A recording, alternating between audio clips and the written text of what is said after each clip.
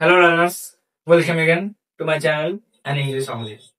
তো আজকে আমি এরর কারেকশনের কনসেপ্ট 2 নিয়ে চলে এসেছি। কি কনসেপ্ট? না, প্রিপোজিশনের একটা কনসেপ্ট।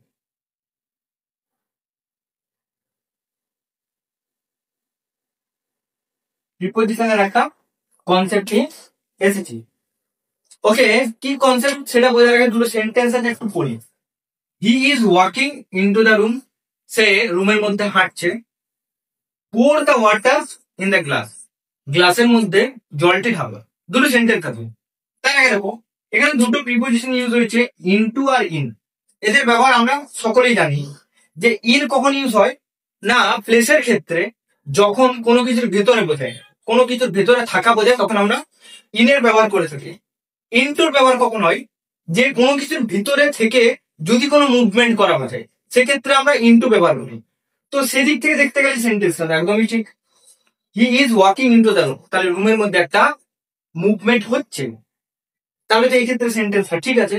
বাট না, সেন্টেন্সটা রং আছে, কারণ এটা আমাদের যতটুকু নলেজের মধ্যে রয়েছে সেটা সম্পূর্ণ নয়। এর সম্পূর্ণ নলেজটা আজকের ক্লাস আমি ডিসকাস করতে চলেছি। ওকে, দেখো এবার দেখো ইন আমরা কখন ইউজ করবো। সঠিক ইউজটা হচ্ছে ইনের যদি কোনো স্টেটের চেঞ্জ না হয়, ইনটু যখন স্টেটের চেঞ্জ হয়। অর্থাৎ এবার দেখো দুটো সেন্টেন্স থাকে, দেখো হি is walking into the room, অর্থাৎ সে রুমে অনেকক্ষণ ধরে হাঁটছে, সে রুমেই আছে এবং রুমের ভিতরে অনেকক্ষণ ধরে হাঁটছে। এই ক্ষেত্রে তার কোনো স্টেটের চেঞ্জ হয়নি, তো তাই আমি এখানে ইন ইউজ করব না, এর সঠিক ইউজ হবে ইন দ্য রুম। তাহলে ভর্তি করা বোঝালো যে সবসময় ইনটু হয়, সেটা ভুল যদি স্টেটের পরিবর্তন না হয়। ধরো আমি আরেকটা সেন্টেন্স লিখি, হি is swimming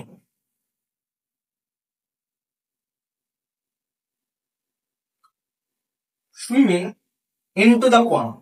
He is swimming into the pond. এখানে কি লিখবে? আরেকটা সেন্টেন্স লিখতে তাহলে ক্লিয়ার হবে ব্যাপারটা।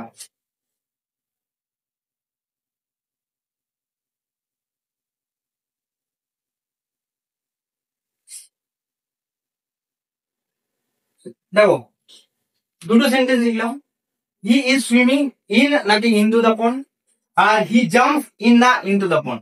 তো দেখো প্রথম যে সেন্টেন্সটা লিখেছি সেক্ষেত্রে কি হলো না, সে আগের থেকে সুইমিং করছে কোথায়, পন্ডের ভিতরে। তো এই ক্ষেত্রে তার কোনো স্টেটের চেঞ্জ হলো না, তাই আমার এখানে সঠিক যে প্রিপোজিশন সেটা হবে ইন, ইনটু নয়। আর নেক্সট একটা দেখো, হি জাম্পস ইনটু দ্য পন্ড, অর্থাৎ এখানে এর যে মুভমেন্টটা, আগে সে পুকুরের ভিতরে ছিল না, বাট সে সাডেন বাইরে থেকে পুকুরে জাম্প করলো, তাহলে তার অবস্থার পরিবর্তন হয়েছে। তাই আমি এই ক্ষেত্রে ইনটু ব্যবহার করব। এইভাবে মনে রাখাটা উচিত। দেখো next sentence, pour the water in the glass, এটাও ভুল সেন্টেন্স আছে। কেন? কারণ আগে ওয়াটারটা অন্য জায়গাতে ছিল, এখন সেটা আমি গ্লাসের মধ্যে যদি ঢালি তাহলে তার অবস্থার পরিবর্তন হলো। ফলে এই ক্ষেত্রে আমি ইন ব্যবহার না করে ইনটু ব্যবহার করব। তো আশা করি ইন আর ইনটুর কনসেপ্টটা ক্লিয়ার।